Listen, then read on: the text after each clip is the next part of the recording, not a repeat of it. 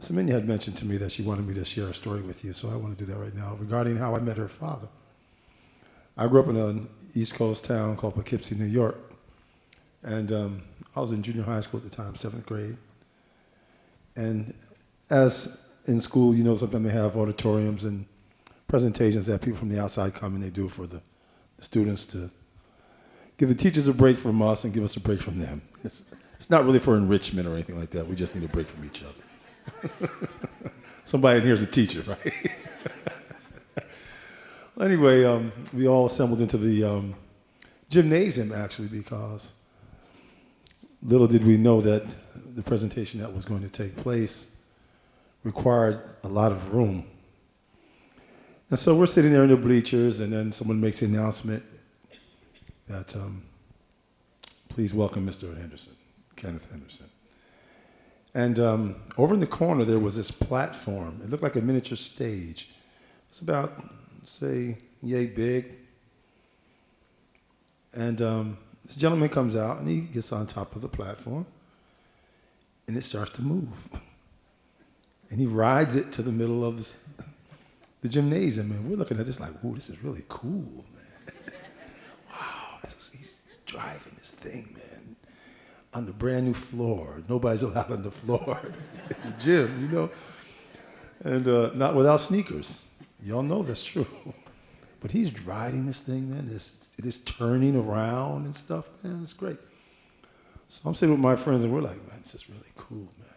You know, we're out of class, and this is happening. So he comes out, and he doesn't even say anything to us. He just starts playing. He starts playing guitar. And at the same time, he's playing bass with his foot. And then he's playing drums with this other foot. So we're hearing all this great things, and he's singing. And my mind is blown at this point. I'm 13 years old. I think I know what's going on. And this is Inspector Gadget. This is the real Inspector Gadget that has come to my school. Okay. So I was mesmerized by this man. He was so talented and so warm and generous with his gifts of music. He sang everything. He sang rock. He sang a Beatles tune. He sang some calypso music. He played some jazz. And I was listening to Wes Montgomery at the time. A lot of people in my family liked pretty good music. So at that time, you were listening to the radio. Kids don't know anything. Well, they listen to the radio now, but we were listening to music where the radio stations would play a lot of different styles of music. And now it's all streamlined. Now you have country stations, middle-of-the-road stations, rock stations. And we heard all that on one station at one time.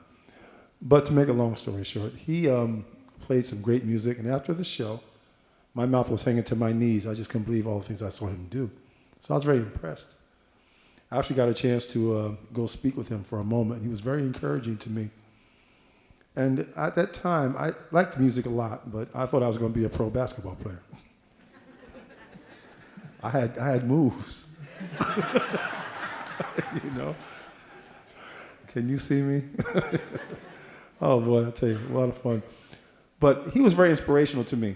And I really believe in my heart that he was one of the main reasons why I'm here today to share with you, because I was so inspired by what I saw, what I heard, what I felt from him as a person. We're all spirits in this world. Some of us don't recognize it, some of us do. But we always have an obligation to at least share something that we know with someone else. And he shared not only the love that he had for his art, but his generosity and his I think, desire to really embrace young people was so important to him that he inspired those who were really receptive to him. And I was one of those people. And I know that I'm here today, without a doubt, because of my meeting him. And I had known his daughter. We had never met until years later. I came to New England and had a chance to actually go listen to her sing. And we started talking about music, and I actually had a chance to start performing with her. I had met Frank Wilkins. We were roommates in college at Berklee College of Music in Boston. And I actually started to work quite a bit with Semenya, but I knew she was Vicky at the time to you, but I met her as Semenya. And we both had a mutual friend in my hometown. And I grew up with this mutual friend's family as a child and never met her. And we got to start talking one day. We were actually traveling on our way to, both of us were doing a gig, which that's another name for work in the music industry for you people who aren't familiar with this terminology. We were on our way to a gig. We were traveling from New Bedford, Massachusetts, where I presently live, and where she lived. And we were going to Martha's Vineyard. Anybody know about Martha's Vineyard? Anybody here? Yes, it's a pretty nice place. So we were on our way to the vineyard on the boat. We were on the upper deck. The wind was blowing through our hair. I had to do that. I've always wanted to do that. You know, in high school, the girls would come by and they would go. I hated that. But now I understand. I understand that. All right, so don't hate.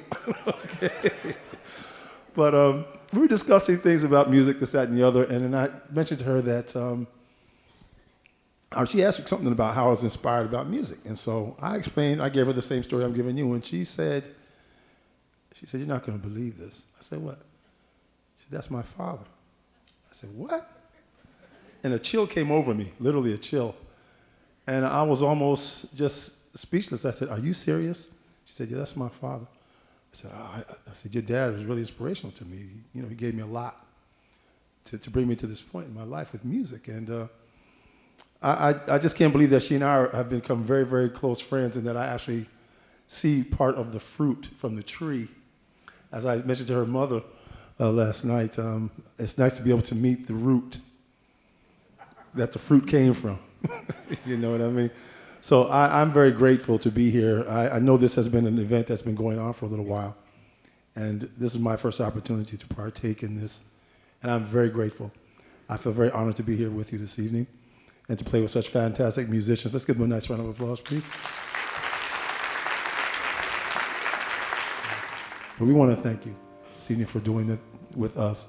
And I have Frank Wilkins, my dear friend and brother, who's going to play something with us. We're going to do a little duo this evening, and it's for you.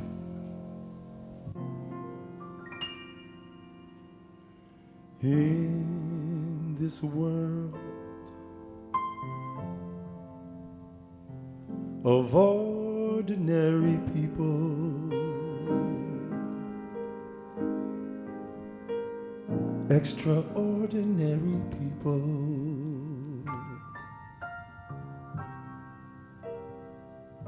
I'm glad there is you.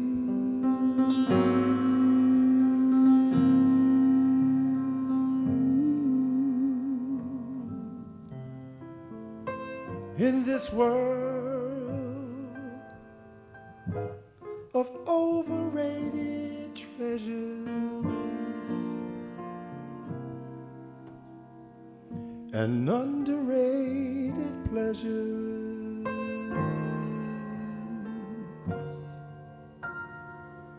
I'm glad there is you.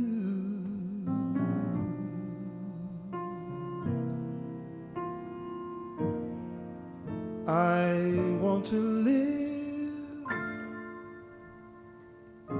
I live to love with you beside me. This role so new, I'll muddle through with you to guide me. No, in this world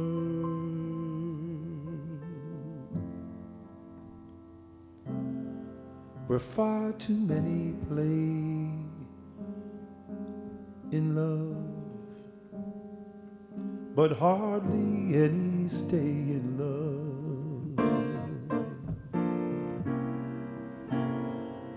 I'm glad there is you.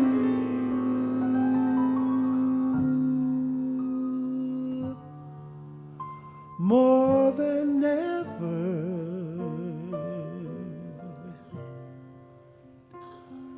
I'm glad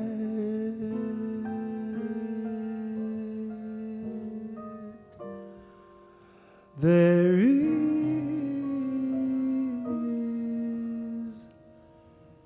you.